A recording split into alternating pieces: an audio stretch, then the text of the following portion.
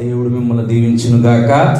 పౌలు భక్తుడు అంటున్నాడు, కష్టమైన, బాధ అయినా, వేదైనా, శ్రమ అయినా సరే నీ ప్రేమ నుంచి నన్ను ఏది ఎడబాపలేదు. ఆయన ప్రేమ అంత గొప్పది. మరి మనలో రవ్వంతైనా పరిశుద్ధత లేనప్పుడు, మనలో రవ్వంతైనా ఏ నీతి లేనప్పుడు, రవ్వంతైనా ఏ మంచితనము లేనప్పుడు ఆయనే మన కొరకు మన యొక్క దోషముల నిమిత్తము, మన అపరాధముల నిమిత్తము, మన పాపముల నిమిత్తము ఆయనే తన పరిశుద్ధ రక్తాన్ని, తన యొక్క శరీరాన్ని మన కొరకు, సర్వలోక మానవాళి కొరకు బలిగాను అర్పణగాను అర్పించి మనల్ని ఆయన పరిశుద్ధ రక్తం ద్వారా విమోచించి తనకు రాజులైన యాజక సమూహంగా చేసిన యేసయ్య పరిశుద్ధ నామముకే మహిమ కలుగును గాక. పరిశుద్ధ గ్రంథమైన బైబిల్లో నుంచి మార్కు సువార్త 12వ అధ్యాయం. మార్కు సువార్త 12వ అధ్యాయము 28వ వచనం నుండి. మార్కు సువార్త 12వ అధ్యాయము 28వ వచనం నుండి నేను చదువుతాను. శాస్త్రుల్లో ఒకడు వచ్చి వారు తర్కించుట విని ఆయన వారికి బాగుగా ఉత్తరమిచ్చినని గ్రహించి ఆజ్ఞలన్నిటిలో ప్రధానమైనది ఏదని ఆయన అడిగెను. అందుకు యేసు, ప్రధానమైనది ఏదనగా, ఓ ఇజ్రాయేలు వినుము, మన దేవుడైన ప్రభువును, అద్వితీయుడును ప్రభువు నీ పూర్ణ హృదయముతోనూ, నీ పూర్ణ ఆత్మతోనూ, నీ పూర్ణ వివేకంతోనూ, నీ పూర్ణ బలముతోనూ నీ దేవుడైన ప్రభువును ప్రేమింపవలనన్నది ప్రధానమైన ఆజ్ఞ అంటూనే, రెండవది నీవు నిన్ను వలె నీ పొరుగు వారిని ప్రేమింపవలనది రెండో ఆజ్ఞ. దేవుడు ఈ మాటలను మన వినికిల్లో దీవించి ఆస్వాదించినట్లు ఈ వాక్యం ద్వారా నాతో, మాతో, మనందరితో దేవుడు మాట్లాడేట్లు దేవుని యొక్క సహాయం కొరకు ప్రార్థన. ప్రేమ నమ్మకం కలిగిన పరలోకపు తండ్రి, నీ పరిశుద్ధమైన, అత్యున్నతమైన, ఘనమైన నామాన్ని బట్టి మీ వందనాలు, కృతజ్ఞతాస్తుతులు, స్తోత్రాలు దేవా. అనాది సంకల్పం చొప్పున ప్రభువా నాయన మీరు మమ్మల్ని ఏర్పరచుకున్నారు అయా. నీ రక్తంతో మీరు ప్రభా మమ్మల్ని కడిగారు నాయన. అయా నీ యొక్క సంఘముగా, అయా నీ శరీరముగా మమ్మల్ని ఏర్పరిచిన విధానాన్ని బట్టి మీకు వందనాలు తండ్రి. లోకంలో ఉన్న అనేక మంది ప్రభా చీకట్లో, పాపంలో ఉన్నారు నాయన. వారిని కూడా ప్రభా మీరు జ్ఞాపకం చేసుకోండి, వారిని కూడా మీరు విడిపించండి నాయన. ఈ ఉదయకాల సమయంలో ప్రభా నీ పునరుద్ధాన ఆరాధనలో ప్రభా మేమందరము సంఘముగా కూడుకొని ప్రభా నీ నామాన్ని స్తుతించడానికి నీవు ఇచ్చిన గొప్ప భాగ్యాన్ని బట్టి మీకు వందనాలు నాయన. తండ్రి, ఈ వాక్యం ద్వారా ప్రభా మాతో మీరు మాట్లాడండి.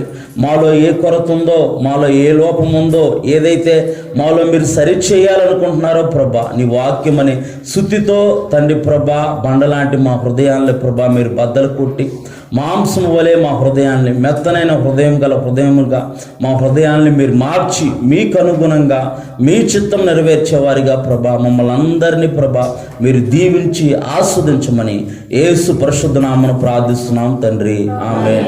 యేసు ప్రభువారు ఈ భూలోకంలో నివసిస్తున్న కాలంలో అనేక మంది యేసు ప్రభువారి వద్దకు వస్తున్నారు. అనేక మంది యేసు ప్రభువారి వద్దకు వచ్చి వాళ్ళకున్న సమస్యలు, వాళ్ళకున్న ఇబ్బందులు చెప్పుకునేవారు. కొంతమంది అయితే శాస్త్రులు, పరిసయ్యులు, జ్ఞానం కలిగిన శాస్త్రులు, పరిసయ్యులు వాళ్ళు వచ్చి ఆయన ఏమి సమాధానం చెబుతాడా, ఆయన నుంచి ఏ మాట వచ్చిద్దా, ఆయనలో ఏ తప్పు అయినా వెతుకుదాము, ఏదైనా తప్పు ఉంటే ఆయన పట్టుకుందాము అని వారు దురాలోచనతో, వారు అసూయతో యేసు ప్రభు వారి వద్దకు వచ్చి వారు అడుగుతున్న సమయంలో వారందరికీ ఆయన బాగుగా మంచిగా సమాధానం చెబుతున్నాడంట. ఎవరిని నొప్పించకుండా, ఎవరిని బాధ పెట్టకుండా వారికి అర్థమయ్యే విధంగా వారికి సమాధానం చెబుతుంటే, శాస్త్రుల్లో అంటే జ్ఞానం కలిగిన ఒక వ్యక్తి వచ్చి అక్కడ అడుగుతున్నాడంట. మనం చదువుకుందాం, మరొకసారి చూద్దాం. శాస్త్రుల్లో ఒకడు వచ్చి వారు తర్కించుట అంటే యేసు ప్రభు వారితో వాదోపవాదం చేసుకుంటున్నారు. పరిసయ్యులు, సద్దుకీయులు అనేవారు ఆ కాలంలో వారు జ్ఞానం కలిగిన వారు, వారే బోధించేవారు అనమాట. అలాంటి వారు వచ్చి యేసు ప్రభు వారి బోధ విని, యేసు ప్రభు వారి యొక్క బోధను వారు విని వారు ఆశ్చర్యపడి, భూమి పుట్టినది మొదలుకొని ఇలాంటి అద్భుత కార్యాలు, ఆశ్చర్య కార్యాలు జరగలేదని చెప్పేసి ప్రజలందరూ మాట్లాడుకుంటే, ప్రజలందరూ ఆయన వెంబడిస్తుంటే, ఈయన ప్రజలందరూ ఎందుకు వెంబడిస్తున్నారు, ప్రజలందరూ ఎందుకు ఎందుకు ఆయన తట్టు తిరుగుతున్నారని వారు అసూయతో ద్వేషంతో ఆయనలో ఏదైనా లోపం దొరికిద్దేమో, ఆయనలో ఏదైనా సరే తప్పు దొరికిద్దేమో అని వారు వాదోపవాదం పెట్టుకోవటం, తర్కించటం. ఇప్పుడు ఈ దినాల్లో కూడా అనేక మంది కూడా ఇలాగంటే ఎలాగా, అలా కాదు ఎలాగా, ఎలా కాదు ఎలాగా అని చెప్పేసి వాదోపవాదాలు పెట్టుకుంటున్నారు. అది దేవుని చిత్తం కాదు. పరిశుద్ధ గ్రంథమైన బైబిలే మనకు ఆధారం. పరిశుద్ధ గ్రంథమైన బైబిల్లో ఏదైతే రాయబడిందో దాని వాక్యానుసారంగా మనం జీవించటం ముఖ్యం. మన ఆత్మీయ జీవితం మనం కట్టుకోవటం ముఖ్యం. వాదోపవాదాల వల్ల ప్రయోజనం లేదు. ఎందుకంటే యేసుప్రభు వారు కూడా వారు అడిగినప్పుడు సమాధానం చెప్పి వెంటనే దూరంగా వెళ్ళిపోయేవాడు. ఆయన వారికి ఎవరికి కనిపించకుండా దూరంగా వెళ్ళిపోయాడు. ఎందుకంటే గొడవ పెట్టుకోవటం, వాదోపాలు పెట్టుకోవటం, నేను చెప్పే మాట నిజమని నిరూపించుకోవాల్సిన అవసరత యేసుప్రభు వారికి అక్కడ లేకపోయినా సరే నిజం నిర్భయంగా చెప్పేవాడు, అంతే పక్కకు తప్పుకునేవాడు. ఇక్కడ శాస్త్రుల్లో ఒకడు వచ్చి వారు తర్కించుట విని ఆయన వారికి బాగుగా ఉత్తరం ఇచ్చినని గ్రహించి ఆజ్ఞలన్నిట్లో ప్రధానమైనది ఏదని ఆయన అడిగిను. అందుకు యేసు ప్రధానమైన ఆజ్ఞ ఏదనగా, ఆ శాస్త్రికి తెలుసు ఆజ్ఞలన్నింటిలో ప్రధానమైన ఆజ్ఞ ఏదో తెలియకుండా ఆయన ధర్మశాస్త్రాన్ని ధ్యానించేవాడా, ధర్మశాస్త్రాన్ని పఠించేవాడా, ధర్మశాస్త్రాన్ని పాటించేవాడా? మనం కూడా ఒక్కోసారి అన్నీ తెలిసినా సరే తెలియనట్టు ఉంటాం. అన్నీ తెలిసినా సరే తెలియనట్టు ఉంటాం. ఇక్కడ శాస్త్రి కూడా తెలుసు తనకు ఆజ్ఞలన్నింటిలో ప్రధానమైన ఆజ్ఞ ఏదనేది ధర్మశాస్త్రంలో రాయబడి ఉంది. అయినా సరే యేసుప్రభు వారు ఏం చెబుతారా, యేసుప్రభు వారు తప్పు చెబితే ఆ తప్పు పట్టుకుందామని చెప్పేసి ఆ శాస్త్రి వచ్చి యేసుప్రభు వారిని అడుగుతున్నప్పుడు అప్పుడు అప్పుడు యేసు ప్రధానమైనది ఏదనగా, ఓ ఇజ్రాయేలు వినుము, మన దేవుడైన ప్రభువును అద్వితీయ ప్రభువు నీవు నీ పూర్ణ హృదయముతో, నీ పూర్ణ ఆత్మతో, పూర్ణ వివేకంతో, నీ పూర్ణ బలముతోను నీ దేవుడైన ప్రభువును ప్రేమింపవన్నదే ప్రధానమైన ఆజ్ఞ ఏంటంటే మన పూర్ణ హృదయముతో, మన పూర్ణ ఆత్మతో, పూర్ణ వివేకంతో, అంటే ఆయనకి లోబడి ఆయన చిత్తానుసారంగా మనం జీవించి, ఆయన చిత్తానుసారంగా మనం ప్రవర్తించి, ఆయన చిత్తానికి అనుగుణంగా మనం నడుచుకొని ఎప్పుడైతే దేవుణ్ణి మనం ప్రేమిస్తూ ఉంటామో, దేవుణ్ణి ఆరాధిస్తూ ఉంటామో, ఆయన ప్రేమించడం అంటే ఆయన మాట వినటమేనండి, ఇంక వేరేది ఏదీ కాదు. ఆయన ప్రేమించడం అంటే ఆయన మాట వినటమే. మనం ఒక వ్యక్తితో స్నేహం చేస్తున్నాం అనుకోండి, ఆ వ్యక్తి మనకి సలహాలు సూచనలు ఇస్తూ ఉంటారు.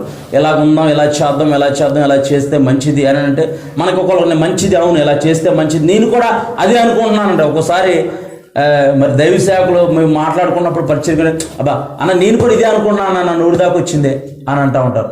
అంటే ఇప్పుడు ఒక ఆత్మతో నడిపించబడేటప్పుడు ఒక ఆత్మే మనలో పనిచేయాలి, వేరే ఆత్మ పనిచేయడానికి వీల్లేదు. వేరే ఆత్మ పనిచేస్తుందంటే దుష్టాత్మ మన మీద ఏలుబడి చేస్తున్నట్టు.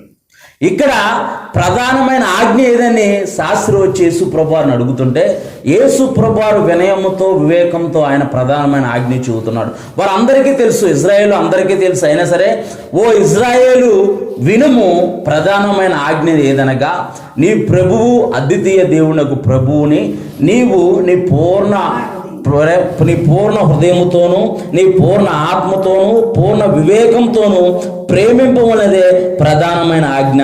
ఆయన్ని ప్రేమిస్తున్నామని చెబుతున్నాం కానీ ఆయన చిత్తం మనం నెరవేర్చట్లేదు.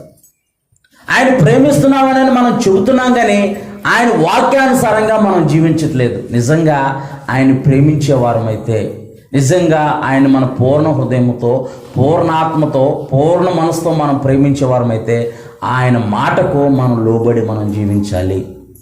ఆయన మాటకు మనం లోబడి మనం జీవించాలి. మనుషులు దేవుడు వచ్చి మనతో మాట్లాడు వాక్యానుసారంగా దైవ సేవకులు బోధించినప్పుడు, దైవజనులు బోధించినప్పుడు వారి ద్వారా దేవుడు మాట్లాడు. మీరు అనుకోవచ్చు ఈ మాటలో మాతోనే మాట్లాడుతున్నారని అనుకోవచ్చు, కానీ మొట్టమొదటిగా ఇక్కడ నిలబడిన వారితో మొదట మా హృదయంతో దేవుడు మాట్లాడతాడు. ముందు మేము సరిచేసుకోవాలి. మేము సరిచేసుకుంటూ మిమ్మల్ని కూడా సరిచేసి మనందరము ఆయన రూపంలోకి, ఆయన పోలికలోకి మనం మార్చబడి ఆ యొక్క గొర్రెపిల్ల వివాహ మహోత్సవంలో మనందరము ఆయన ఎదుట నిర్దోషులుగాను, పరిశుద్ధులుగాను, నిష్కలంకులుగాను ఉండాలని అన్నది దేవుని యొక్క సంకల్పం ఉంది. దేవుని నామానికి మహిమ కలుగును గాక. ఇక్కడ నీ పూర్ణ హృదయంతోనూ, నీ పూర్ణ ఆత్మతోనూ, నీ పూర్ణ బలంతోనూ నీ దేవుడైన యెహోవాను ప్రేమింపమన్నదే. మనం నిజంగా ప్రేమిస్తున్నామా? గడిచిన దినాల్లో మనం నిజంగా ప్రేమించామా?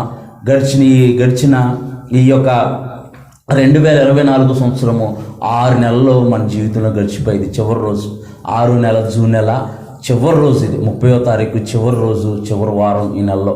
మరి రేపటి నుంచి 7వ నెల ప్రారంభమవుతుంది. ఇంకా 6 నెలలే ఈ సంవత్సరంలో ఉన్నాయి. మరి దేవుని చిత్తానుసారంగా ఈ 6 నెలలు మనం జీవించామా?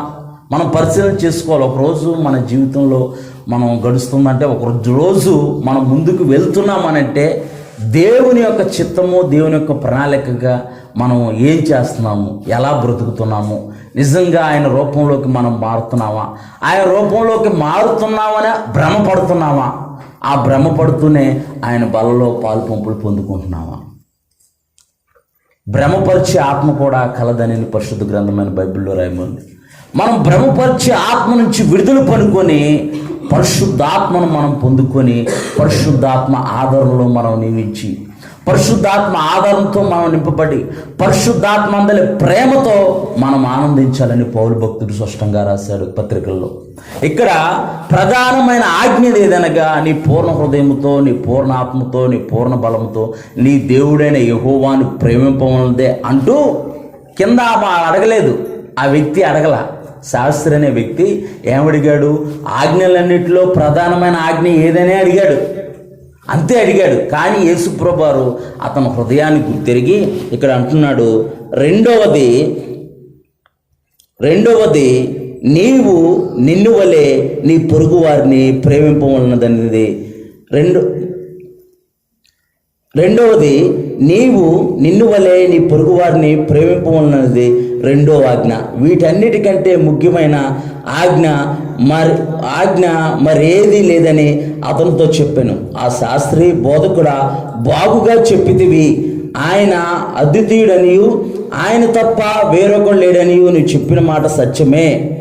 పూర్ణ హృదయంతోనూ, పూర్ణ వివేకంతోనూ, పూర్ణ బలంతోనూ ఆయనను ప్రేమించుట, ఒకడు తన్ను వలె తన పొరుగువాడిని ప్రేమించుటయు సర్వాంగ హోమములు అన్నిటికంటే, బలులు అర్పించుట కంటే అధికమని ఆయనతో చెప్పాను. మనము ఏ విధంగా అయితే దేవుణ్ణి ప్రేమిస్తున్నామో, మనం ఏ విధంగా అయితే దేవుని హృదయపూర్వకంగా ఆరాధిస్తున్నామో, దేవుని యొక్క స్థానము మన హృదయంలో ఏదైతే ఉందో, అలాగే నిన్ను వలె నీ పొరుగువాడిని ప్రేమించమని చెప్పేసి పరిశుద్ధ గ్రంథమైన బైబిల్. ఏ గ్రంథము ఈ లోకంలో ఏ గ్రంథము కూడా నిన్ను వలె నీ పొరుగువారిని ప్రేమింపవాలని ఏ గ్రంథము చెప్పలేదు. పరిశుద్ధ గ్రంథమైన బైబిలే చెప్పింది. ఈ మాటను పట్టుకుని అనేక మంది పెద్దవారు, గొప్పవారు వారి జీవితాలను మార్చుకున్నారు. వారి జీవితాలని దేవునికి అర్పించుకున్నారు. వారు గొప్ప పరిచర్య చేశారు. వారు అనేక దేశాలు, మన యొక్క ప్రపంచ పటంలో అనేక దేశాల్లో నివసించేవారు నిన్ను వలె నీ పొరుగు వారిని ప్రేమింపమన్న మాట ఒక్కటి పట్టుకొని మన భారతదేశానికి వారి కుటుంబంతో కొంతమంది, వారి కుటుంబాన్ని వదిలిపెట్టి కొంతమంది మిషనరీలుగా ఈ భారతదేశానికి వచ్చి ఈ భారతదేశానికి ఉన్న ప్రజలకు అనేక మంది సేవలు చేశారు. మరి మనం కూడా దేవుణ్ణి ప్రేమిస్తున్నామని చెప్పి దేవుడికి దూరంగా బ్రతుకుతున్నామా? పొరుగువారి పట్ల మనం ఎలా జీవిస్తున్నాము? నిన్ను వలె నీ పొరుగువారిని ప్రేమింపమన్న ఆజ్ఞ యేసు ప్రభువారు మనకి చెప్పాడు. మనము కూడా మన జీవన విధానంలో, మన జీవన ప్రక్రియలో మనం దేవుణ్ణి ఎంతగా ప్రేమిస్తున్నామో మన క్రియల్ని బట్టే మనకి ప్రతిఫలం వస్తుంది. పరిశుద్ధ గ్రంథమైన బైబిల్ చెబుతుంది. ఒకానొక దినాన ఆయన యొక్క ధవల సింహాసనం ఎదుట మనందరము నిలబడతాము. అప్పుడు గొర్రెలు మేకలు వేరు చేయబడతాయని చెప్పేసి దేవుడు చెప్పాడు. అప్పుడు వాని క్రియల చొప్పున వానికి ప్రతిఫలం కలుగుతుందన్నాడు. ఇజ్రాయేల్ ప్రజలు రాజు కావాలని వారు అంటున్నప్పుడు దేవుడు వారికి సౌలు అనే రాజుని దేవుడు అనుగ్రహించాడు.